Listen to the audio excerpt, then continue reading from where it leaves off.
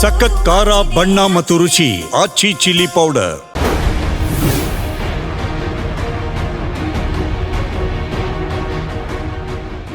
Silicon city ಆಗಿರ್ಬೋದು, ಜಿಲ್ಲೆಗಳಲ್ಲಿ ಆಗಿರ್ಬೋದು, ಬೀದಿ ನಾಯಿಗಳ ಹಾವಳಿ ದಿನೇ ದಿನೇ ಹೆಚ್ಚಾಗ್ತಾ ಇರುವಂಥದ್ದು. ಆದರೆ ಎಲ್ಲೋ ಒಂದು ಕಡೆ ಬೀದಿ ನಾಯಿಗಳಿಂದ ಜನರಿಗೆ ಸಮಸ್ಯೆಗಳು ಪ್ರತಿದಿನ ಕೂಡ ಉಲ್ಬಣ ಆಗ್ತಾ ಇದೆ. ಮಕ್ಕಳ ಮೇಲೆ ಅಟ್ಯಾಕ್ ಮಾಡಿ ಜೀವ ಕಳೆದುಕೊಂಡಂತಹ ಪರಿಸ್ಥಿತಿ ಕೂಡ ಎದುರಾಗಿರುವಂಥದ್ದು.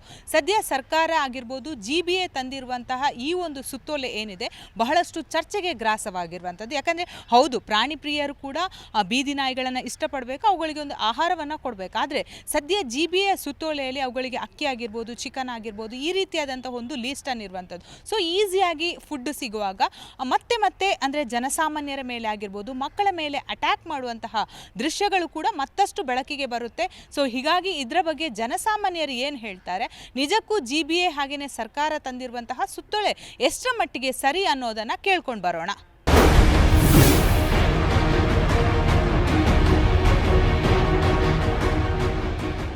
ಬೀದಿ ನಾಯಿಗಳಿಗೆ ಆಹಾರವನ್ನು ಕೊಡಬೇಕನ್ನೋ ಸುತ್ತಲೆಯನ್ನು GBA ಕೊಟ್ಟಿರುವಂಥದ್ದು. ನಮ್ಮ ಜೊತೆ ಮಾತಾಡೋದಕ್ಕೆ ನಟಿ ಸಂಯುಕ್ತ ಹೊರನಾಡಿದ್ದಾರೆ. ಬನ್ನಿ ಅವ್ರ ಜೊತೆ ಮಾತಾಡುವಾಗ. ಈಗಾಗಲೇ ಪ್ರಾಣಿ ಬಗ್ಗೆ ಬಹಳಷ್ಟು ಅವರು ಪ್ರೀತಿಯನ್ನು ಹೊಂದಿರೋರು, ಕಾಳಜಿ ಇರೋರು, ಹಾಗೆಯೇ ಬಹಳಷ್ಟು ಕಡೆಗಳಲ್ಲಿ ನಾಯಿಗಳಿಗೆ ಆಗಿರ್ಬೋದು, ಪ್ರಾಣಿಗಳಿಗೆ ಫೀಡ್ ಮಾಡೋರು. ಸೊ ಅವ್ರ ಜೊತೆ ಕೇಳುವ, ಮ್ಯಾಮ್, ಇದು ಎಷ್ಟರ ಮಟ್ಟಿಗೆ ನಿಮಗೆ ಸರಿ ಅಂತ ಅನಿಸುತ್ತೆ GBA ತಂದಿರುವಂತಹ ಈ ಸುತ್ತೋಲೆ? ಸುಪ್ರೀಂ ಕೋರ್ಟ್ ಕೂಡ ಒಂದು ಈ ಹಿಂದೆ ಕೂಡ ಅಂದರೆ ಬೀದಿ ನಾಯಿಗಳ ಬಗ್ಗೆ ಕಾಳಜಿ ಆಗಿರ್ಬೋದು, ಮನುಷ್ಯರ ಮೇಲೆ ಅಟ್ಯಾಕ್ ಮಾಡೋರು ಅದನ್ನು ಯಾವ ರೀತಿ ಕಂಟ್ರೋಲ್ ಮಾಡಬೇಕನ್ನೋ ಸುತ್ತೋಲೆಯನ್ನು ಕೂಡ ಕೊಟ್ಟಿತ್ತು.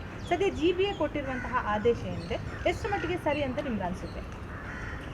ಮೊದಲನೇದಾಗಿ ಈ ಪ್ರಾಬ್ಲಮ್ ಇರೋದೆ ನಮ್ಮಿಂದ, ಅಂದರೆ ಗೌರ್ಮೆಂಟಿಂದ, NGOಸಿಂದ, ಬೇರೆಯವರಿಂದ.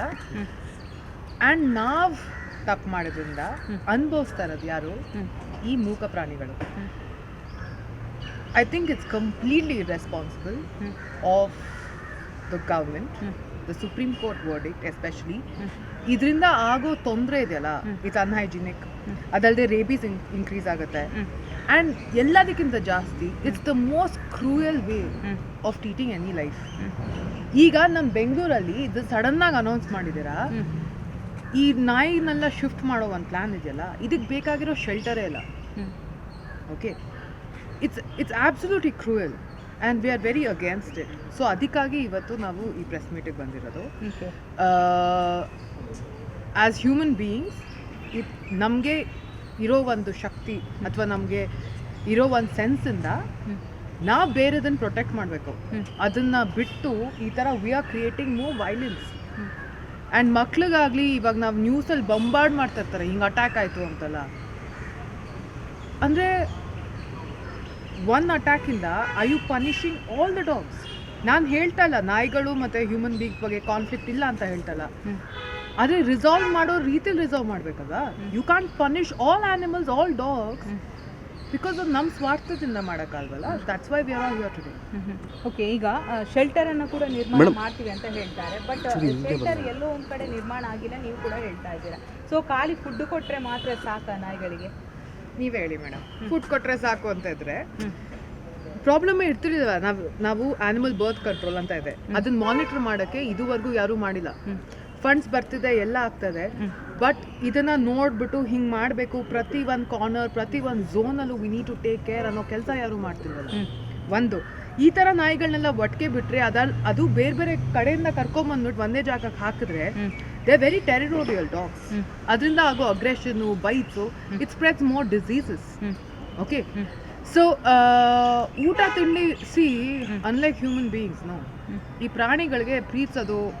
ನೀವು ಆ್ಯಕ್ಚುಲಿ ಬೀದಿ ನಾಯಿಗೆ ಎಷ್ಟೇ ಕಜ್ಜಿ ಏನೇ ರೋಗ ಇದ್ರೂ it knows how to show love. ಅದನ್ನು ಮುದ್ದು ಮಾಡಿ ಮಾಡಿಸ್ಕೊಳತ್ತೆ. ನಾವು ಹ್ಯೂಮನ್ ಬೀಯಿಂಗ್ಸ್ ಥರ ಅಲ್ವಲ್ಲ ಅದು. So it's more than just food. ನಮ್ಮ ಪ್ರಾಬ್ಲಮೇ ಫುಡ್ ಇಲ್ಲ. ನಾವು ವಾಲಂಟಿಯರ್ಸ್ಗಾಗಲಿ ಯಾರೇ ಇದ್ದರೂ ನಿಮ್ಮ ರೋಡಲ್ಲಿರೋ ನಾಯಿಗೆ ಸ್ಟೆರಿಲೈಸ್ ಮಾಡಿ, ವ್ಯಾಕ್ಸಿನೇಷನ್ ಮಾಡಿ ಅಂತಲೇ ಹೇಳ್ತಾ ಇರೋದು. ನಾವು ಅದನ್ನು ನೋಡಿಕೊಂಡ್ರೆ ಅದು ಯಾಕೆ ವಾಪಸ್ಸು ನಮ್ಗೆ ಗೋಳೆ ಕೊಡುತ್ತೆ? ಅದೇ ಆನ್ಸರ್ ಮೇಡಮ್. ಈಗ ಎಷ್ಟು ಒಂದು ನಾಯಿಗೆ 3035 ಮಾಸಿಕ ಅಂತ ಹಣ ಇಟ್ಟಿದ್ದಾರೆ. ಎಲ್ಲೊಂದು ಹೋಲ್ ಆಗುತ್ತೆ ಅಂತ ನಿಮ್ಗೆ ಅನ್ಸ್ಬೋದು, ಯಾಕಂದರೆ ಒಂದು ನಾಯಿನ ಕರೆಕ್ಟಾಗಿ ಮೇಂಟೈನ್ ಮಾಡ್ಬೋದಾ? ನಮ್ಮ ಸ್ಪೇಯಿಂಗ್ ವ್ಯಾಕ್ಸಿನೇಷನ್ನೇ ಕವರ್ ಮಾಡಲ್ಲ. ನೀವು 1 ವರ್ಷಕ್ಕೆ 3500 ಯಾವ ಮೂಲೆಗೆ ಸಾಕು. ಆಯಿತಾ. ಇದಕ್ಕೇನಾದರೂ ಲಾಜಿಕ್ ಇಲ್ಲ. 3,000 ಕೋಟಿ ಇದೆ ನಮ್ಮ ಆ್ಯನಿಮಲ್ ಬರ್ತ್ ಕಂಟ್ರೋಲ್ ಪ್ರೋಗ್ರಾಮ್ಗೆ. ಆ ದುಡ್ಡು ಎಲ್ಲಿ ಹೋಗ್ತಿದೆ, ಏನಾಗ್ತಿದೆ ಆಯಿತಾ. ಇದನ್ನು ಯಾರು ಆನ್ಸರ್ ಮಾಡ್ತಾರೆ? ನಾವು ಕರೆಕ್ಟಾಗಿ ನಮ್ಮ ಕೆಲಸ ಮಾಡಿದರೆ ಗೌರ್ಮೆಂಟಿಂದ ಅಥವಾ ಹ್ಯೂಮನ್ ಬೀಯಿಂಗ್ಸ್ ಆಗಲಿ ಅಥವಾ ಕಂಪ್ಯಾಷನೇಟ್ ಪೀಪಲ್ ಅಂತ ಅಂದವ್ರಿಗೆ ಈ ಥರ ಒಂದು ಏನೋ ಸರ್ಟಿಫಿಕೇಟ್ ಕೊಟ್ಟಿದ್ರೆ ನೀವು ಈ ಥರ ಪ್ರೋಗ್ರಾಮ್ ಮಾಡ್ಬೋದು ಅಂತ, ಇಷ್ಟೊಂದು ಪಾಪ್ಯುಲೇಷನ್ ಇನ್ಕ್ರೀಸ್ ಆಗ್ತಿರ್ಲಿಲ್ವಲ್ಲ. ಸೊ ಮಾಡಿರೋ ತಪ್ಪೆಲ್ಲ ನಮ್ಮದು, ಅನುಭವಿಸ್ತಾ ಇರೋದು ಪ್ರಾಣಿಗಳು, ನಾಯಿಗಳು. ಅದಕ್ಕೆ ನಂಗೆ ಪ್ರಾಬ್ಲಮ್ ಇರೋದು. ಓಕೆ, ಇದ್ರ ಬಗ್ಗೆ ಸರ್ಕಾರಕ್ಕೆ ಏನು ಕಿವಿ ಮಾತು ಹೇಳ್ತೀರಾ ಆ್ಯಸ್ ಎ ನಟಿಯಾಗಿ? ಆ್ಯಸ್ ಅ ನಟಿ ನಂಗೆ ಗೊತ್ತಿಲ್ಲ, ಆ್ಯಸ್ ಅ ಹ್ಯೂಮನ್ ಬೀಯಿಂಗ್ ಆಗಿ ನಾನು ಏನು ಹೇಳ್ಬೋದು ಅಂದರೆ, ನಿಮ್ಮ ಈ ವರ್ಡಿಕ್ಟು ಇಟ್ಸ್ ಆಬ್ಸಲ್ಯೂಟ್ಲಿ ಕ್ರೂಯಲ್. ಇದನ್ನು ಯೋಚನೆ ಮಾಡಿ ನೀವು ಒಂದು ಫಂಡ್ಸ್ನ ಪಕ್ಕಕ್ಕಿಟ್ಟು ಶೆಲ್ಟರ್ ಕಟ್ಬಿಟ್ಟು ಆಮೇಲೆ ಈ ಥರ ಒಂದು ಪ್ರೋಗ್ರಾಮ್ ಮಾಡೋದಂದರೆ ಬೇರೆ. ನಾವು ಮಾಡಿರೋದು ನೀವು ಮಾಡಿರೋ ಈ BBMP ABC ಪ್ರೋಗ್ರಾಮ್ ಮಾಡದಿರೋ ಕಾರಣಕ್ಕೆ ಈ ಥರ ಒಂದು ಪಾಪ್ಯುಲೇಷನ್ ಇನ್ಕ್ರೀಸ್ ಆಗಿರೋದು. So why you punishing the dogs? I think you need to postpone this, and I can hear my own voice. So I think what is absolutely necessary right now is for the Supreme Court to really reconsider everything that they've said and be a little more responsible. This is what I would request.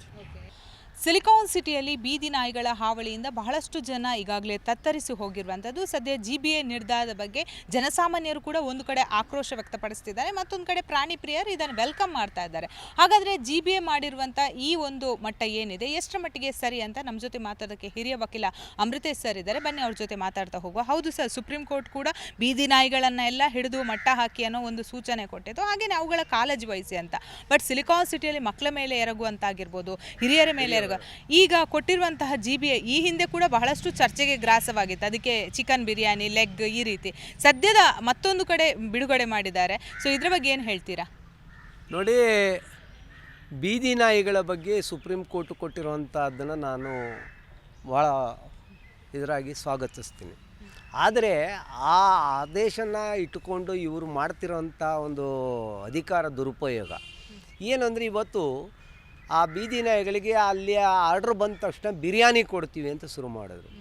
ಈಗ ಬಿರಿಯಾನಿ ಕೊಟ್ಟಂಥ ಸಂದರ್ಭದಲ್ಲಿ ಎಷ್ಟು ಹಣ ಉಪಯೋಗ ಆಯಿತು, ದುರುಪಯೋಗ ಆಯಿತು ಯಾರಿಗೂ ಗೊತ್ತಾಗ್ತಾ ಇಲ್ಲ. ಈಗ ಇವತ್ತು ಇನ್ನೊಂದು ಚಾರ್ಟನ್ನು ಕೊಟ್ಟಿದ್ದಾರೆ. ಅದಕ್ಕೆ ಅಕ್ಕಿ ಎಷ್ಟು ಬೇಕು, ತರಕಾರಿ ಎಷ್ಟು ಬೇಕು, ಎಣ್ಣೆ ಎಷ್ಟು ಬೇಕು, ಉಪ್ಪು ಎಷ್ಟು ಬೇಕು ಅಂತೇಳಿ ದೊಡ್ಡ ಒಂದು ಲಿಸ್ಟನ್ನು ಕೊಟ್ಟು 33,300 ರೂಪಾಯಿ ಖರ್ಚಾಗುತ್ತೆ ಒಂದು ತಿಂಗಳಿಗೆ ಅಂತ ನಾವು ಹೇಳಿದ್ದಾರೆ. ಈ ಹಣಕಾಸಿನ ಇದರಲ್ಲಿ ಭಾಳ ಸ್ಪಷ್ಟವಾಗಿ ಹೇಳ್ತೀನಿ, ನೀವು ಅಂಗನವಾಡಿಯಲ್ಲಿ ಹಣ ದುರುಪಯೋಗ ಆಗಿ ಅಥವಾ ಅಕಸ್ಮಾತ್ ಸಾಮಗ್ರಿಗಳೆಲ್ಲ ದುರುಪಯೋಗ ಆದರೆ ಅದರ ಫಲಾನುಭವಿಗಳಿದಾರಲ್ಲ, ಆ ಮಕ್ಕಳಿಗೆ ಕೇಳಿದರೆ ನಿಮ್ಗೆ ಊಟ ಕೊಟ್ರ ಅಂದರೆ ಅವ್ರು ಬಾಯಿ ಬಿಟ್ಟು ಹೇಳ್ತಾರೆ ಊಟ ಕೊಟ್ಟಿಲ್ಲ ಅಂತ. ಹಾಲು ಕೊಟ್ರೇನಪ್ಪ ಅಂದರೆ ಇಲ್ಲ ಅಂತಾರೆ. ಇಲ್ಲಿ ದುರುಪಯೋಗ ಹೇಗಾಗುತ್ತೆ ಅಂದರೆ, ನೀವು ನಾಯಿನ ಹೋಗಿ ಕೇಳಿದರೆ ಅದು ಬಾಯಿ ಬಿಟ್ಟು ಏನು ಹೇಳೋಕ್ಕಾಗಲ್ಲ. ಪೇಪರಲ್ಲಿ ಬರಿಬೋದು ನೀವು, ಏನೋ ನಾನು ಇವತ್ತು ಇಷ್ಟು ಫೀಡ್ ಮಾಡಿದ್ದೀನಿ ಅಂತ. ಎಲ್ಲಪ್ಪ ತೋರಿಸು ಅಂದರೆ ನೋಡಿ ಸರ್ ಅಲ್ಲೇ ಹಾಕಿದ್ದೀನಿ ಅಂತ ತೋರಿಸ. ಇದು ದುರುಪಯೋಗಕ್ಕೆ ಇನ್ನೊಂದು ದಾರಿ ಆಗ್ತಾಯಿದೆ. ಭ್ರಷ್ಟಾಚಾರದಲ್ಲಿ ಇದು ಒಂದು ಪಾಲು. ಆಮೇಲೆ ನೀವು ನಾಯಿಗಳಿಗೆ ಇಷ್ಟೆಲ್ಲ ಖರ್ಚು ಮಾಡುವವರು ಇವತ್ತು ನಿರಾಶ್ರಿತರ ತಂಗುದಾಣ ಅಂತಿದೆ. ಈ ಚಳಿಗಾಲದಲ್ಲಿ ಕೆಲವೊಂದು ಕಡೆ ಅವ್ರಿಗೆ ಯಾವುದೇ ಇದಿಲ್ಲದಂಥವ್ರು, ಆಶ್ರಯ ಇಲ್ಲದಂಥವ್ರು ಹೊರಗಡೆ ಮಲಗೋವ್ರಿಗೆ ಅದಕ್ಕೊಂದು ಸುಪ್ರೀಂ ಕೋರ್ಟ್ನ ಆರ್ಡ್ರ್ ಕೊಟ್ಟಿದೆ. ಅಟ್ಲೀಸ್ಟ್ ಅವ್ರಿಗೆ ಆ ಫುಡ್ಡನ್ನು ಕೊಡಿ, ಅವ್ರ ಜೀವ ಉಳಿಸ್ಕೊಳ್ತಾರೆ. ಕಂಬಳಿಗಳನ್ನ ಕೊಡಿ, ಅದನ್ನಾದರೂ ಮಾಡಿ. ಆದರೆ ನೀವು ಒಂದು ನಾಯಿಗೆ ಇಷ್ಟೆಲ್ಲ ಇದು ಮಾಡೋದು. ಈಗ ಸುಪ್ರೀಂ ಕೋರ್ಟ್ ಆದೇಶ ಇದೆ, ನಾಯಿಗಳನ್ನ ಹಿಡಿದು ಅದಕ್ಕೆ ಟ್ರೀಟ್ಮೆಂಟ್ ಮಾಡಿ ಪುನಃ ತಗೊಂಬಂದು ಅದೇ ಸ್ಥಳದಲ್ಲಿ ಬಿಡಿ ಅಂತ. ಆದರೆ ಇವತ್ತಿನ ಪರಿಸ್ಥಿತಿ ಒಳಗಡೆ ಮಕ್ಕಳ ಮೇಲೆ ಅದು ದಾಳಿ ಮಾಡ್ತಾಯಿದೆ, ಹಿರಿಯ ನಾಗರಿಕರ ಮೇಲೆ ದಾಳಿ ಮಾಡ್ತಿದೆ, ಒಂಟಿ ಮಹಿಳೆಯರ ಮೇಲೆ ದಾಳಿ ಮಾಡ್ತಾಯಿದೆ. ಅದಕ್ಕೇನು ಆ ನಾಯಿಗಳಿಗೆ ಗೊತ್ತಿಲ್ಲ. ಇಷ್ಟು ಯಾಕೆ ರ್ಯಾಷನ್ ಇದರಲ್ಲಿ ಬರ್ತಾ ಇದೆ ಅಂತ ಹೇಳಿದರೆ, ಇವರು ಅಲ್ಲಿಯ ಸುತ್ತಮುತ್ತ ಇರುವಂಥ ಚಾಟ್ಸ್ ಅಂಗಡಿಗಳು ಮತ್ತು ಈ ಕಬಾಬ್ಗಳನ್ನ ರೋಡ್ನಲ್ಲಿ ಫುಟ್ಪಾತ್ನಲ್ಲಿ ಮಾರೋಂಥವು ಅವು ಎಲ್ಲವನ್ನು ತಿಂದು ಅವು ರ್ಯಾಶ್ ಆಗಿದೆ. ಅದನ್ನು ಇವ್ರಿಗೆ ಕರ್ಬ್ ಮಾಡಬೇಕು. ಯಾಕೆಂದರೆ ಈ ನಾನ್ ವೆಜ್ ಹೋಟೆಲ್ಗಳು ಸುತ್ತಮುತ್ತ ನೋಡಿ ಕಡಿಮೆ ಅಂದರೆ 5ರಿಂದ 10 ನಾಯಿಗಳು ಅಲ್ಲಿ ಕಾಯ್ಕೊಂಡು ಕೂತಿರ್ತದೆ. ಅದೇ ನೀವು ರಾಗಿ ಮುದ್ದೆದು ಇಡ್ಲಿ ಸಾಂಬಾರಿನ ಹೋಟೆಲ್ ಮುಂದೆ ಇರೋದಿಲ್ಲ, ಫುಟ್ಪಾತ್ ಮೇಲೆ ಇರೋದಿಲ್ಲ, ನಾಯಿ ಇರೋದಿಲ್ಲ. ಆ ನಾಯಿ ಇರೋದು ಇಲ್ಲೇ. ಯಾಕೆಂದರೆ ನಾನ್ ವೆಜ್ ತಿಂದಾಗ ಅಲ್ಲಿ ರ್ಯಾಶ್ನೆಸ್ ಸ್ಟಾರ್ಟ್ ಆಗುತ್ತೆ. ಅವಕ್ಕೆ ಊಟ ಇಲ್ಲ ಅಂದಾಗ ಯಾರ್ದೋ ಮೇಲೆ ಇದು ಮಾಡಲಿಕ್ಕೆ ಹೋಗುತ್ತೆ. ಆದ್ದರಿಂದ ಇವತ್ತು ಏನು BBMP ಅವರು ಗ್ರೇಟರ್ ಬ್ಯಾಂಗ್ಳೂರವರು ತೊಗೊಂಡಿದ್ದಾರೆ ಅಥಾರಿಟಿಯವರು, ಅದು ಸರಿ ಇಲ್ಲ. ಅದನ್ನು ತಕ್ಷಣ ನಿಲ್ಲಿಸಬೇಕು. ಮತ್ತು ಇಲ್ಲಿ ಇಂಡೈರೆಕ್ಟಾಗಿ ಹಣ ದುರುಪಯೋಗ 100% ಆಗುತ್ತೆ, ನಾನು ಹೇಳ್ತೀನಿ. ಯಾಕೆಂದರೆ ಫಲಾನುಭವಿ ಯಾರು? ನಾಯಿಯನ್ನು ನೀವು ಕೇಳಲಿಕ್ಕೆ ಬರೋದಿಲ್ಲ, ಅದಕ್ಕೆ ಬಾಯ್ಬಿಟ್ಟು ಹೇಳೋದು ಇಲ್ಲ. ಅದರಿಂದ ಇದು ಎಷ್ಟು ಸುಲಭ ಅಂದರೆ ಪುಸ್ತಕದ ಮೇಲೆ ಲೆಕ್ಕ ಬರೆದು ಬಿಡ್ಬೋದು, ನಾನು ಇವತ್ತು ಇಷ್ಟು ಆಹಾರವನ್ನು ಸಪ್ಲೈ ಮಾಡಿದ್ದೀನಿ ಅಂತ. ನೀವು ಅದನ್ನು ಕೌಂಟ್ರ್ ಚೆಕ್ ಮಾಡೋದು ಎಲ್ಲಿ ಮಾಡಲಿಕ್ಕೆ ಹೋಗ್ತೀರಿ? ಇದು ನಮ್ಮ ಇವತ್ತಿನ ಸಮಸ್ಯೆ ಆಗಿದೆ. ಅದರಿಂದ ಗ್ರೇಟರ್ ಬ್ಯಾಂಗ್ಳೂರ್ ಅಥಾರಿಟಿ ನಿಜವಾಗ್ಲೂ ಇದು ಭಾಳ ದೊಡ್ಡ ತಪ್ಪನ್ನು ಮಾಡ್ತಾ ಇದೆ ಅಂತ ನಾನು ಹೇಳಲಿಕ್ಕೆ. ಬಹಳ ಚರ್ಚೆಗೆ ಗ್ರಾಸವಾಗಿರುವಂಥದ್ದು ಬೀದಿ ನಾಯಿಗಳಿಗೆ ಹಾಕುವಂಥ ಊಟದ ವಿಚಾರ. ಮತ್ತೊಬ್ಬರು ನಮ್ಮ ಜೊತೆ ಇದ್ದಾರೆ, ಮಾತಾಡುವ. ಸರ್, ಈಗಾಗಲೇ ನಿಮಗೇನೋ ಗೊತ್ತು, ಎಲ್ಲ ಕಡೆ ಬೀದಿ ನಾಯಿಗಳ ಹಾವಳಿ ಜಾಸ್ತಿ ಆಗ್ತಾ ಇರುವಂಥದ್ದು. ಬಟ್ GBA ತಂದಿರುವಂಥ ಈ ನೋಟಿಫಿಕೇಶನ್ ಏನಿದೆ, ಎಷ್ಟರ ಮಟ್ಟಿಗೆ ಸರಿ ಅಂತ ನಿಮ್ಗೆ ಅನಿಸುತ್ತೆ? ನಿಜಕ್ಕೂ ಇದು ಒಂದು ಡೇಂಜರ್ನ ಇನ್ವೈಟ್ ಮಾಡ್ತಿದೆ, ಅಪಾಯನ ಇವರೇ ಆಹ್ವಾನ ನೀಡ್ತಿರೋದು ಅಂತ ಕಾಣ್ತಿದೆ. ಯಾಕೆಂದರೆ ಬೀದಿ ನಾಯಿಗಳಿಗೆ ಇದು ಟ್ರೈನ್ ಡಾಗ್ಸ್ ಅಲ್ಲ. ಅದಕ್ಕೆ ಮನೆಯಲ್ಲಿದ್ದು ಆಹಾರ ಹಾಕಿದಂಥ ನಾಯಿಗಳನ್ನೇ ನಾವು ನಿಯಂತ್ರಣ ಮಾಡಲಿಕ್ಕಾಗೋದಿಲ್ಲ. ಬೀದಿ ನಾಯಿಗಳಿಗೆ ನಾವು ಆಹಾರ ಪೂರೈಕೆ ಮಾಡೋವಂಥ ಈ ಯೋಜನೆ ಏನಿದೆ ಇದು ಇನ್ನಷ್ಟು ಮಾರಕ ಆಗ್ತದೆ. ಇದು ಸೇಫಾಗಿ ಒಂದು ಕಡೆ ಇರ್ತಕ್ಕಂಥ ಮನೆಯಲ್ಲಿರ್ತಕ್ಕಂಥ ಜನಗಳಿದಾರಲ್ಲ ಅವ್ರಿಗೆ ಸಮಸ್ಯೆ ಆಗಲ್ಲ. ಹಾದಿ ಬೀದಿಯಲ್ಲಿ ಓಡಾಡೋ ಅಂಥವ್ರಿಗೆ, ಸಣ್ಣ ಮಕ್ಕಳಿಗೆ, ಮತ್ತು ವಯಸ್ಸಾದಂಥವ್ರಿಗೆ, ಆಮೇಲೆ ರಾತ್ರಿ ಟ್ರಾವೆಲ್ ಮಾಡ್ತಾರಲ್ಲ, ಆಫೀಸೆಲ್ಲ ಮುಗಿಸಿ ಹೋಗ್ಬೇಕಾದ್ರೆ ಟೂ ವೀಲರ್ಸ್ನೆಲ್ಲ ಅಟ್ಯಾಕ್ ಮಾಡುತ್ತೆ. ಈ ರೀತಿ ಹಲವಾರು ಜನ ಸತ್ತಿದ್ದಾರೆ ಕೂಡ. ಕಳೆದ 10 ವರ್ಷದಿಂದ ನಾಯಿ ಕಚ್ಚಿ ನಾಯಿ ಹಾವಳಿಗೆ ಸತ್ತಂಥ ಜನ ಕೂಡ ಇದ್ದಾರೆ. ಮೊನ್ನೆ ಅಷ್ಟೇ ಒಂದು ಉತ್ತರ ಕರ್ನಾಟಕ ಭಾಗದಲ್ಲಿ ಒಂದು ನಾಯಿ ದಾಳಿಗೆ ಒಂದು ಮಹಿಳೆ ಕೂಡ ಸತ್ತಿದ್ದಾರೆ. ಸೊ ಇದು ಮಾರಣಾಂತಿಕ ಒಂದು ನಿರ್ಧಾರ ಅಂತಲೇ ಹೇಳ್ಬೋದು. ಜನಗಳಿಗೆ ಕಚ್ಚಲಿ ಅಂತಲೇ ಇವರು ಹೆಚ್ಚಾಗಿ ಈ ಥರ ಈ ಯೋಜನೆಗಳನ್ನ ಇಂಟ್ರೊಡ್ಯೂಸ್ ಮಾಡ್ತಿದ್ದಾರೆ ಅನ್ನೋಂಥದ್ದು ನಮಗೆ ಗೊತ್ತಾಗ್ತಿದೆ ಮೇಡಮ್. ಈ ತಂದಿರುವಂತಹ ಸುತ್ತಲೇ ಎಷ್ಟರ ಮಟ್ಟಿಗೆ ಸರಿ ಅಂತ ನಿಮಗೆ ಅನಿಸುತ್ತೆ? ಇದು ನಾಯಿಗಳಿಗೆ ನಿಜವಾಗ್ಲೂ ಫುಡ್ ಸಿಗುತ್ತಾ ಅಥವಾ ಎಲ್ಲೋ ಒಂದು ಕಡೆ ಹಣ ಪೋಲಾಗಿ ಹೋಗುತ್ತಾ? GBA ಅವರು BBMP ಅವರು ಮುಂಚೆಯಿಂದಲೇ ಈ ದುಡ್ಡನ್ನ ಯಾವುದೇ ಕಾರ್ಯಕ್ಕೆ ಅಂತ ಇಟ್ಟರು ಅದು ಬೇರೆ ಕಡೆನೇ ಹೋಗ್ತಾ ಇದೆ. ಆ ಥರ ಇದ್ದಿದ್ರೆ ನಮ್ಗೆ ಇವತ್ತು ರೋಡ್ಗಳು ಚೆನ್ನಾಗಿರ್ತಿತ್ತು, ವಾಟರ್ ಪ್ರಾಬ್ಲಮ್ ಇರ್ತಿರ್ಲಿಲ್ಲ, ಎಲೆಕ್ಟ್ರಿಸಿಟಿ ಪ್ರಾಬ್ಲಮ್ ಇರ್ತಿರ್ಲಿಲ್ಲ, ಇದೆಲ್ಲ ಇರ್ತಿತ್ತು. ಇವಾಗ ನಾಯಿಗಳಿಗೆ ಅಂತ ಒಂದು ಜೀವದ ಜೊತೆ ಆಟಾಡ್ತಾ ಇದ್ದಾರೆ. ಸೊ ಈ ಕಾರಣಕ್ಕೆ ನಾವು ಇದು ತಪ್ಪು. ಬೇಸಿಕಲಿ ಈಗ ಏನು ಮಾಡ್ತಾರೆ ಅದನ್ನು ಅವರು ತಪ್ಪು. ಇದು ಅಲೋಕೇಟ್ ಮಾಡೋಕ್ಕೆ ಟೆಂಡರ್ಗಳು ಕರೀಬೇಕು. ಟೆಂಡರ್ಗಳು ಯಾರಿಗೆ ಕೊಟ್ಟಿದ್ದಾರೆ ಏನು ಅಂತ ಒಂದು ಚೂರು ಟ್ರಾನ್ಸ್ಪರೆನ್ಸಿ ಇಲ್ಲ. ಸೊ ಈ ಟ್ರಾನ್ಸ್ಪರೆನ್ಸಿ ಇಲ್ಲದ ಕಾರಣಕ್ಕಾಗಿ ನಮಗೆ ಏನು ನಡೀತಾ ಇದೆ, ಈ ಪ್ರಾಣಿಗಳ ಜೀವ ಏನಾಗುತ್ತೆ ಅನ್ನೋದು ಒಂದು ದೊಡ್ಡ ಕ್ವಶನ್ ಮಾರ್ಕ್ ಆಗಿದೆ.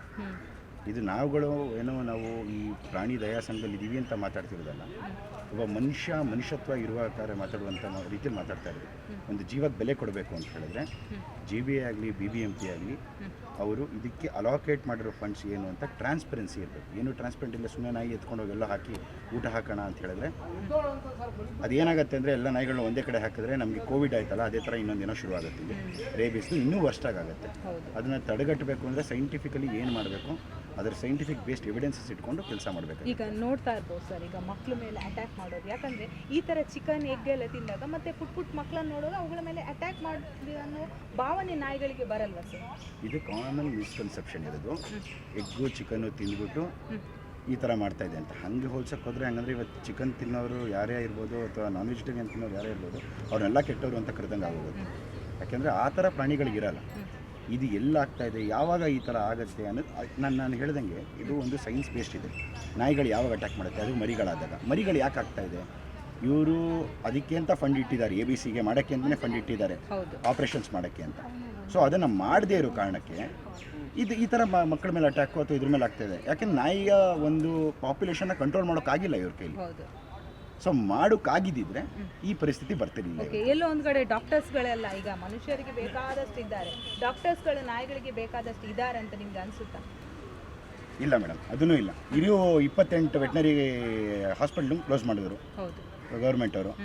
ಸೊ ಈ ಥರ ಇದ್ದಾಗ ನಾಯಿಗಳಿಗಿರಲಿ, ನಮಗೆ ಇಲ್ಲಿ ಪಾಪ ನಮ್ಮ ಫಾರ್ಮರ್ಸು ಅವರು ರೈತರು ಹಸು ಇಟ್ಕೊಂಡು ಎಲ್ಲಿ ಕರ್ಕೊಂಡು ಹೋಗ್ಬೇಕು ಗೊತ್ತಾಗ್ತಾ ಇಲ್ಲ. ಇವಾಗ ಈಗ ಹಸುಗಳನ್ನೇ ಎತ್ಕೊಂಡು ಹೋಗಿ ಅಂತ ಸುಪ್ರೀಂ ಕೋರ್ಟ್ ಅವ್ರು ಹೇಳಿದ್ದಾರೆ. ಎಲ್ಲಿ ತೊಗೊಂಡು ಹೋಗ್ತಾರೆ? ಈ ನಮ್ಮ ರೈತರಿಗೆ ಏನು ಉತ್ತರ ಕೊಡ್ತಾರೆ? ಇವ್ರು ಏನೋ ಬಿಟ್ಟಿರ್ತಾರೆ ಹೋಗಿ ಹಾಯ್ಕೊಂಬರಲಿ ಅಂತ. ಬಟ್ ಆದರೆ ಇವಾಗ ಆ ಥರ ಒಂದು ಪರಿಸ್ಥಿತಿ ಬಂದಾಗ ನಾಳೆ ಹಸುಗಳನ್ನೂ ತೊಗೊಂಡೋಗಿ ಎನಿ ಸ್ಟ್ರೇ ಎತ್ಕೊಂಡೋಗಿ ಅಂತ ಹೇಳಿದ್ದಾರೆ. ಈಗ ನಾಯಿ ಇರಲಿ ಹಸು ಇರಲಿ, ಇವ್ರುಗಳಿಗೆ ಯಾರು ಉತ್ತರ ಕೊಡ್ತಾರೆ? ಅವ್ರ ಜೀವನಕ್ಕೆ ಇವರೇನು ಮಾಡಿಕೊಡ್ತಾರೆ? ಮನುಷ್ಯಕ್ಕೆ ತೊಂದರೆ ಕೊಡ್ತಾ ಇದ್ದಾರೆ ಇದು ಮಾಡಿ ಅವರು ಬೇಸಿಗೆ. ಸರ್, ಎಲ್ಲೋ ಒಂದು ಕಡೆ ಮಕ್ಕಳು ನಮ್ಮ ರಾಜ್ಯದಲ್ಲಿ ಬಹಳಷ್ಟು ಬಳಲ್ತಾ ಇರುವಂಥದ್ದು, ಆಹಾರ ಸಿಗದೆ ಪೌಷ್ಟಿಕಾಂಶ ಕೊರತೆ ಇರುವಂಥದ್ದು. ಸೊ ಅದನ್ನು ಸರಿಪಡಿಸ್ತಾ ಇಲ್ಲ. ಎಲ್ಲೋ ಒಂದು ಕಡೆ ನಾಯಿಗಳಿಗೆ ಅಂತ ಹೇಳಿ ಹಣವನ್ನು ಲೂಟಿ ಮಾಡ್ತಾರೆ ಅಂತ ನಿಮ್ಗೆ ಅನ್ಸುತ್ತಾ?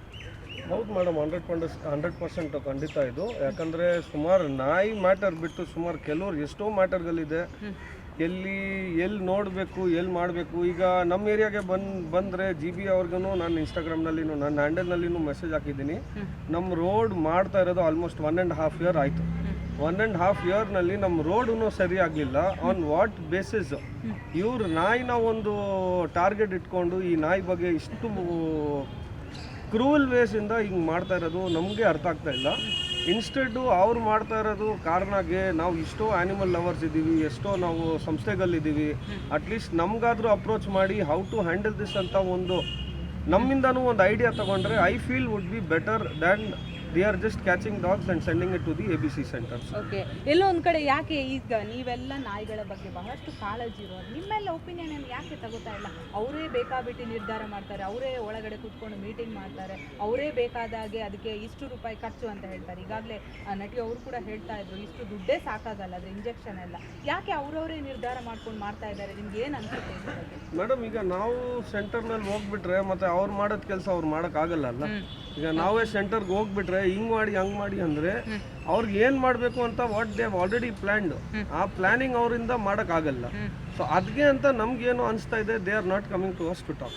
ಓಕೆ, ಸೊ ಈಗ ಇದ್ರ ಬಗ್ಗೆ ಯಾವ ರೀತಿ ನೀವು ಹೋರಾಟ ಮಾಡ್ತೀರಿ? ಯಾಕಂದರೆ ನಿಮಗೆ ಗೊತ್ತು, ಆ ಬೀದಿ ನಾಯಿಗಳು ಸಿಟಿಯಲ್ಲೆಲ್ಲ ಜಿಲ್ಲೆಗಳಲ್ಲಿ ಬಹಳಷ್ಟು ಇರುವಂಥದ್ದು. ಎಲ್ಲ ಕಡೆ ಮಾಧ್ಯಮಗಳು ಕೂಡ ಸುದ್ದಿ ಮಾಡುತ್ತೆ. ಯಾಕಂದರೆ ನಾಯಿಗಳು ಮಕ್ಕಳ ಮೇಲೆ ಮನುಷ್ಯರ ಮೇಲೆ ಅಟ್ಯಾಕ್ ಮಾಡಿದಾಗ ನಾವು ಸುದ್ದಿ ಮಾಡಲೇಬೇಕಾಗುತ್ತೆ. ಇದನ್ನು ಯಾವ ರೀತಿ ಕಡಿವಾಣ ಹಾಕ್ಬೋದು? GBA ಸರ್ಕಾರಕ್ಕೆ ಏನು ಕಿವಿ ಮಾತು ಹೇಳ್ತೀರಾ ಪ್ರಾಣಿ ಪ್ರಿಯರಾಗಿ? ಇದು ನಿಜಾನೇ ಮೇಡಮ್. ನಾವು ಆ್ಯನಿಮಲ್ ಲವರ್ಸ್ ಹಾಕ್ಕೊಂಡು ನಾವು ಹೇಳ್ತಾ ಇಲ್ಲ ಕಿ ಇದು ದೇ ಆರ್ ನಾಟ್ ಅಟ್ಯಾಕಿಂಗ್ ಅಂತ ವಿ ಆರ್ ನಾಟ್ ಟೆಲಿಂಗ್.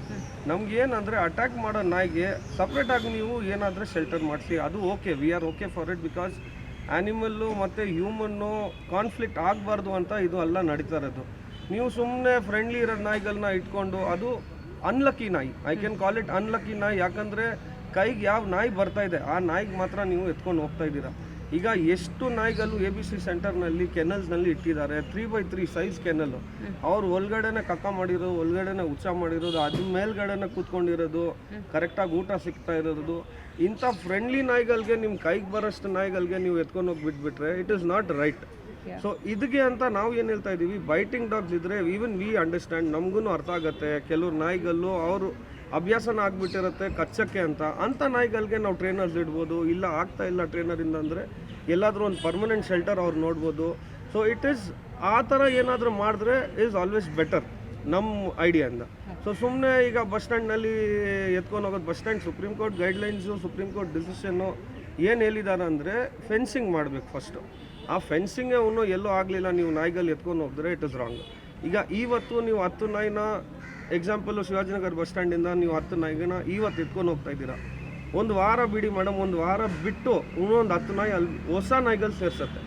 ಈಗ ಹಳೆ ನಾಯಿಗಳು ಏನು ಜಾಗ ಇದೆ, ಏನು ಪರಿಸ್ಥಿತಿ ಇದೆ, ಎಷ್ಟು ಜನಗಳಲ್ಲಿ ಬರುತ್ತೆ ಅದು ಅವ್ರಿಗೆ ಐಡಿಯಾ ಇರುತ್ತೆ. So they will not go and target anybody. ಈಗ ಹೊಸ ನಾಯಿಗಳಲ್ಲಿ ಬಂದುಬಿಟ್ಟು ಜನಗಳು ಇಷ್ಟು ಹಿಡ್ಕೊಂಡು ಅಕಸ್ಮಾತ್ ಯಾರಾದರೂ ಒಂದು ಹುಡುಗನೋ ಒಂದು ಹುಡುಗಿನೋ ಯಾರಾದರೂ ಅಲ್ಲಿ ಹೋಗ್ಬಿಟ್ಟು ಒಂದು ಕಲ್ಲು ತೊಗೊಂಡ್ಬಿಟ್ಟು ಹೊಡೆದ್ರೆ ಅಲ್ಲಿ ಅಟ್ಯಾಕ್ ಆಗಿದ್ರೆ ಏನು ಮಾಡ್ತಾರೆ? ಹೊಸ ನಾಯಿ ಹಿಂಗೆ ಬಂದುಬಿಟ್ರೆ ಏನು ಮಾಡ್ತಾರೆ?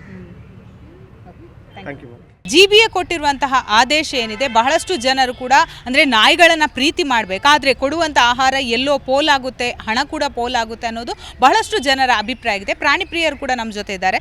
ಮ್ಯಾಮ್, ಈಗಾಗಲೇ ಸುಪ್ರೀಂ ಕೋರ್ಟ್ ಕೂಡ ಆರ್ಡರ್ ಕೊಟ್ಟಿತ್ತು ಕೆಲವೊಂದು ಬೀದಿ ನಾಯಿಗಳ ಹಾವಳಿಗಳನ್ನು ಕಂಟ್ರೋಲ್ ಮಾಡೋದಕ್ಕೆ, ಮಕ್ಕಳಿಗೆ ಅಂದರೆ ಕಚ್ಚುವಾಗ ಅವುಗಳ. ಬಟ್ ಸಂತಾನಹರಣ ಅದಕ್ಕೆ ಚಿಕಿತ್ಸೆ ಏನಿದೆ, ಅದಕ್ಕೆ ಅಂತ ಎಷ್ಟು ಕೋಟಿ ಹಣವನ್ನು ಬಜೆಟಲ್ಲಿ ಕೂಡ ಇಡುವಂಥದ್ದು.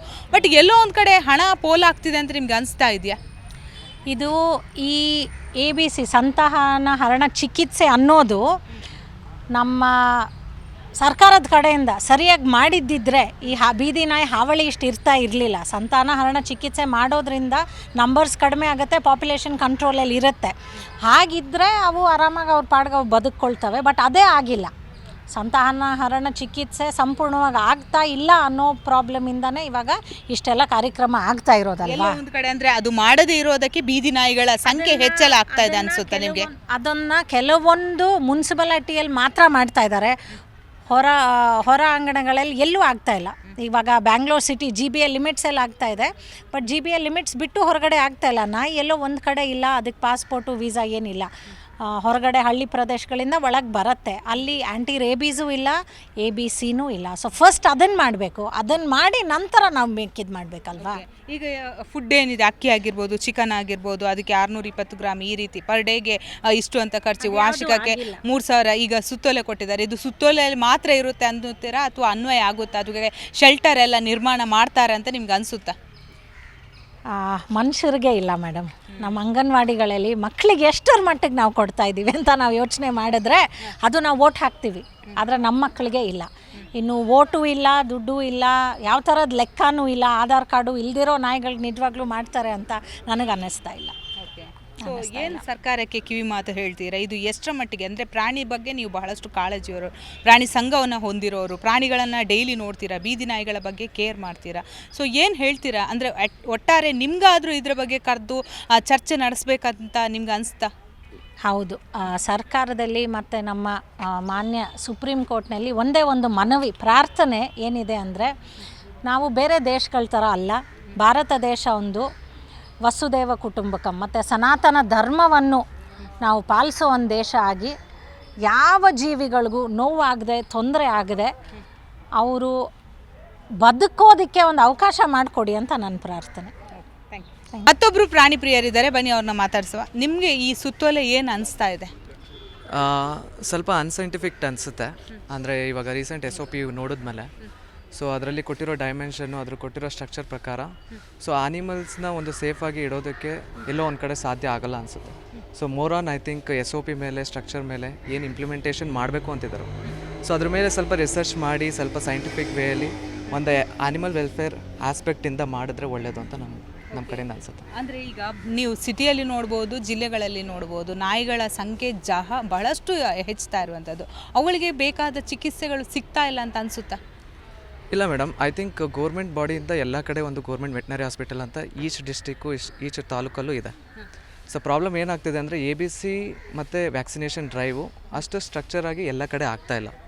ಸೊ ಆ ಒಂದು ರೀಸನಿಂದ ಐ ಥಿಂಕ್ ಪಾಪ್ಯುಲೇಷನ್ ಇನ್ಕ್ರೀಸ್ ಆಗ್ತಾ ಇದೆ ಆ್ಯಂಡ್ ಇನ್ಫೆಕ್ಷನ್ ಲೆವೆಲ್ಲು ಜಾಸ್ತಿ ಆಗ್ತಿದೆ ಆ್ಯಂಡ್ ಹ್ಯೂಮನ್ ಆನಿಮಲ್ ಕಾನ್ಫ್ಲಿಕ್ಟು ಜಾಸ್ತಿ ಆಗ್ತಿರೋದು ಈ ಒಂದು ಕಾರಣದಿಂದ. ವೆಟನರಿ ಹಾಸ್ಪಿಟಲ್ ಎಲ್ಲ ಡಿಸ್ಟ್ರಿಕಲ್ಲೂ ಎಲ್ಲ ತಾಲೂಕಲ್ಲೂ ಇದ್ದೇ ಇದೆ. ಆದರೆ ಎಲ್ಲೂ ಕೂಡ ವೈದ್ಯರಿಲ್ಲ, ಸರಿಯಾದ ಸಿಬ್ಬಂದಿಗಳಿಲ್ಲ. ಸರ್ಕಾರದ ಅಂಡರಲ್ಲಿ ಈಗ ನಿಮಗೇನು ಗೊತ್ತು, ಗೌರ್ಮೆಂಟ್ ಹಾಸ್ಪಿಟಲ್ ಇರುತ್ತೆ, ಗೌರ್ಮೆಂಟಿಂದ ಕೆಲವರು ಹೈಯರ್ ಆಗಿ ಅಲ್ಲಿ ಡಾಕ್ಟರ್ಸ್ ಸೇವೆ ಮಾಡ್ತಾರೆ. ಬಟ್ ವೆಟರ್ನಿಟಿಯಲ್ಲಿ ಭಾಳಷ್ಟು ಡಾಕ್ಟರ್ಗಳ ಕೊರತೆ ಕೂಡ ಇರುವಂಥದ್ದು, ಇದರ ನ್ಯಾಯಾಲಯದಲ್ಲಿ ಕೂಡ ಇದರ ಮ್ಯಾಟರ್ ಇರುವಂಥದ್ದು. ಏನು ಹೇಳ್ತೀರಾ ಸರ್ಕಾರಕ್ಕೆ? ಮೇಡಮ್, ಸರ್ಕಾರಕ್ಕೆ ಐ ಥಿಂಕ್ ಒಳ್ಳೆ ಫೆಸಿಲಿಟಿ ಕೊಟ್ಟು, ಐ ಥಿಂಕ್ ವೆಟ್ಸ್ ಇದ್ದಾರೆ, ನನ್ನ ನಾಲೆಜ್ ಪ್ರಕಾರ ಐ ಥಿಂಕ್ ವೆಟನರಿ ಡಾಕ್ಟರ್ಸು ಇದ್ದಾರೆ. ಬಟ್ ಏನಂದರೆ ಪ್ರಾಪರ್ ಫೆಸಿಲಿಟಿ ಇಲ್ಲ. ಸೊ ಇವಾಗ ಒಂದು ಸರ್ಜರಿ ಮಾಡಬೇಕು ಅಂದರೆ ಒಂದು OT ಇರಬೇಕು, OTಗೆ ಬೇಕಾದ ಸಲಕರಣೆಗಳು ಇರಬೇಕು. ಸೊ ಆ ಫೆಸಿಲಿಟಿ ಇಲ್ದಲೆ ಅವರಿಗೆ ಒಂದು ಲಾರ್ಜ್ ಅನಿಮಲ್ ಸರ್ಜರಿ ಮಾಡಬೇಕು, ಆಪ್ರೇಷನ್ ಮಾಡಬೇಕು ಅಂತ ಆ ಫೆಸಿಲಿಟಿ ಇಲ್ಲ ಅಂದರೆ ಅವ್ರಿಗೆ ಮಾಡೋದಕ್ಕೆ ಆಗಲ್ಲ. So then again people need to go to the private hospital ಮಾಡಬೇಕು ಅಂತ. ಅಂದು ರೂರಲ್ ಪ್ಲೇಸಲ್ಲಿ ಆ ಥರ ಫೆಸಿಲಿಟಿ ಇರಲ್ಲ. ಲ್ಯಾಕ್ ಆಗ್ತಾ ಇರೋದು I think proper structure, infrastructure ಇಲ್ಲದೇ ಇರೋ ಕಾರಣದಿಂದ ಐ ಥಿಂಕ್ ಈ ಒಂದು ತೊಂದರೆಗಳು ಆಗ್ತಾಯಿದೆ ಅಂತ. ನಮ್ಮ ಜೊತೆ ಮಾತಾಡೋದಕ್ಕೆ ವಕೀಲರೊಬ್ಬರು ಇದ್ದಾರೆ, ಬನ್ನಿ ಮಾತಾಡುವ. ಸರ್, ಸುಪ್ರೀಂ ಕೋರ್ಟ್ನ ಆರ್ಡರನ್ನು ಕೂಡ ನಾವು ನೋಡಿರ್ಬೋದು. ಸೊ ಎಲ್ಲೋ ಒಂದು ಕಡೆ GBA ಕೊಟ್ಟಿರುವಂತಹ ಸುತ್ತಲೇ ಎಷ್ಟರ ಮಟ್ಟಿಗೆ ಸರಿ, ಹಾಗೆಯೇ ನಾಯಿಗಳಿಗೆ ಕೊಡಬೇಕಾದಂತಹ ಚಿಕಿತ್ಸೆ ಆಗಿರ್ಬೋದು, ಅವುಗಳ ಅಂದರೆ ಆರೋಗ್ಯದ ದೃಷ್ಟಿಯಿಂದ ಎಲ್ಲ ಕೂಡ ಸರಿ ಇದೆ ಅಂತ ಅನಿಸುತ್ತಾ ನಿಮಗೆ? ಈಗ ಸದ್ಯಕ್ಕೆ ಆರ್ಡರ್ ಕೊಟ್ಟಿರೋದು ಇಂಪ್ಲಿಮೆಂಟ್ ಮಾಡೋಕ್ಕೆ ತುಂಬ ಕಷ್ಟ ಆಗುತ್ತೆ. ಯಾಕಂದರೆ ಅಟ್ಲೀಸ್ಟ್ ಬ್ಯಾಂಗ್ಳೂರ್ ರೂರಲಲ್ಲಿ we have almost about 2000 dogs that have to be captured. ಮತ್ತು ಇವ್ರನ್ನ ಶೆಲ್ಟರಲ್ಲಿ ಕಳ್ಸೋಕ್ಕೆ ಮತ್ತು ಅವ್ರನ್ನ ಊಟ ಕೊಡ್ಸೋಕ್ಕೆ, ಚಿಕಿತ್ಸೆ ಕೊಡ್ಸೋಕ್ಕೆ it is a huge financial load on the government. ಸದ್ಯಕ್ಕೆ ಸುಪ್ರೀಂ ಕೋರ್ಟ್ ಆರ್ಡರ್ ಮಾಡಿರೋದಕ್ಕೆ they are implementing the issue. ಅಂದರೆ whether it is within the budget of GBA ಬಜೆಟಲ್ಲಿರೋದು, can they manage it, we have to see. ಪ್ರೆಸೆಂಟಾಗಿ ಸಿಚುವೇಷನಲ್ಲಿ ನೋಡಿದ್ರೆ they don't have the capacity to take in these many dogs. Presently ನಮ್ಮ ಬೆಂಗಳೂರು ಸಿಟಿಯಲ್ಲಿ all the shelters are fully maxed out. To take one additional dog ಕಷ್ಟ ಆಗುತ್ತೆ ಅವ್ರಿಗೆ. ಇದು ಹೆಂಗೆ ಮ್ಯಾನೇಜ್ ಮಾಡ್ತಾರೆ ಅಂತ ನಾವು ನೋಡಬೇಕು. ಅಂದರೆ ಸದ್ಯಕ್ಕೆ ಇಂಪ್ಲಿಮೆಂಟ್ ಮಾಡೋಕ್ಕೆ ಪ್ರಯತ್ನ ಮಾಡ್ತಾ ಇದ್ದಾರೆ, ಅಂದರೆ ಆಗುತ್ತಾ ಇಲ್ವಾ ಅಂತ it is very difficult from the welfare side. Okay, ಈಗ GBA ಕೊಟ್ಟಿರುವಂಥ ಸುತ್ತೋಲೆಯಲ್ಲಿ ನಾಯಿಗಳಿಗೆ ಇಷ್ಟಿಷ್ಟು ಆಹಾರ, ಇಷ್ಟಿಷ್ಟು ಅದಕ್ಕೆ ಖರ್ಚು ವೆಚ್ಚ ಅಂತ ತೋರಿಸಿದೆ. ನಿಜಕ್ಕೂ ನಾಯಿಗಳಿಗೆ ಇವರು ಊಟ ಹಾಕ್ತಾರೆ ಅಥವಾ ಹಣ ಎಲ್ಲೋ ಪೋಲ್ ಆಗ್ಬೋದು ಅಂತ ನಿಮಗೆ ಅನಿಸುತ್ತಾ? ಈಗ ಫೈನಾನ್ಸಸ್ ಬಗ್ಗೆ ಅವರು ಎಷ್ಟು ಬಜೆಟಲ್ಲಿ ಅಲೋಕೇಟ್ ಮಾಡಿದ್ದಾರಾ ಇಲ್ವಾ ಅಂತ ನಮ್ಗೆ ಗೊತ್ತಿಲ್ಲ. ಪ್ರೆಸೆಂಟಾಗಿ as per the GBA's budget allocation they have not accounted for ಇಷ್ಟು dogs that have to be captured and they have to be taken care of. So ಅದು ಬಜೆಟಲ್ಲಿ ಅಷ್ಟು ಅಲಾಟ್ ಮಾಡ್ತಾರೆ, ಮತ್ತು ಹ್ಯೂಮನ್ ರಿಸೋರ್ಸ್ ಅಲಾಟ್ ಮಾಡಬೇಕು, ಶೆಲ್ಟರ್ಗೆ ಫಂಡ್ ಕೊಡ್ತಾರಾ ಇಲ್ವಾ ಅಂತ ನೋಡಬೇಕು. ಅದು are they asking the shelters to pay for this. ಇದು ಎಲ್ಲ ವಿಚಾರ ನಮ್ಮ ಪ್ರೆಸೆಂಟಾಗಿ ಗೊತ್ತಿಲ್ಲ. ಸೊ ಇವತ್ತೊಂದು ಮೀಟಿಂಗಲ್ಲಿ ಎಲ್ಲ ಪ್ರಶ್ನೆಗಳ ಉತ್ತರ ಕೇಳಕ್ಕೆ ಪ್ರಯತ್ನ ಪಡಿಸ್ತೀವಿ. Based on that we will decide. ನೋಡಿದ್ರಲ್ಲ ವೀಕ್ಷಕರೇ, ಜನರ ಅಭಿಪ್ರಾಯ ಒಂದೊಂದು ರೀತಿಯಾಗಿತ್ತು. ಒಂದು ಕಡೆ ನಮ್ಮ ರಾಜ್ಯದಲ್ಲಿ ಮಕ್ಕಳು ಬಹಳಷ್ಟು ಪೌಷ್ಟಿಕತೆ ಕೊರತೆಯಿಂದ ಕೂಡ ಇರುವಂಥದ್ದು. ಸೊ ಹೀಗಾಗಿ ಒಂದು ಕಡೆ ಮಕ್ಕಳಿಗೆ ಬೇಕಾದಂತಹ ಆಹಾರಗಳು ಸಿಗ್ತಾ ಇಲ್ಲ, ಗರ್ಭಿಣಿಯರಿಗೆ ಕೊಡಬೇಕಾದಂತಹ ಫುಡ್ಗಳು ಎಲ್ಲೋ ಒಂದು ಕಡೆ ಪೋಲ್ ಆಗ್ತಾ ಇದೆ. ಹಾಗೆಯೇ ಶಿಕ್ಷಣ ಇಲಾಖೆಯ ಅಂಡರಲ್ಲಿ ಇರುವಂತಹ ಹಾಸ್ಟೆಲ್ಗಳಲ್ಲಿ ಸರಿಯಾದ ರೀತಿಯಾದಂತಹ ಫುಡ್ಗಳು ಸಿಗ್ತಾ ಇಲ್ಲ, ಮಕ್ಕಳಿಗೆ ಹುಳುಗಳು ಸಿಗ್ತಾ ಇರುವಂಥದ್ದು. ಆದರೆ ಇಷ್ಟೆಲ್ಲ ಸಮಸ್ಯೆಗಳನ್ನು ಮುಂದಿಟ್ಕೊಂಡು ಬೀದಿ ನಾಯಿಗಳಿಗೆ ಒಳ್ಳೆ ರೀತಿಯ ಊಟವನ್ನು ಕೊಡಬೇಕು ಅನ್ನೋದು ಎಷ್ಟರ ಮಟ್ಟಿಗೆ ಸರಿ ಅನ್ನೋ ಪ್ರಶ್ನೆಯನ್ನು ಕೂಡ ಸರ್ಕಾರಕ್ಕೆ ಜನರು ಕೂಡ ಕೇಳ್ತಾ ಇರುವಂಥದ್ದು. ಸೊ ಒಟ್ಟಾರೆ ಹೇಳಬೇಕಾದ್ರೆ ಬೀದಿ ನಾಯಿಗಳಿಗೆ ಕೊಟ್ಟಿರುವಂತಹ ಆಹಾರ ಏನಿದೆ ಅದು ಸರಿಯಲ್ಲ ಅನ್ನೋದು ಬಹುತೇಕ ಜನರ ಅಭಿಪ್ರಾಯವಾಗಿದೆ. ಬೆಂಗಳೂರಿನಿಂದ ಕ್ಯಾಮರಾ ಪರ್ಸನ್ ನಾಗರಾಜ್ ಜೊತೆ ಭವ್ಯ ಸುನೀಲ್, ಜಿ ಕನ್ನಡ ನ್ಯೂಸ್.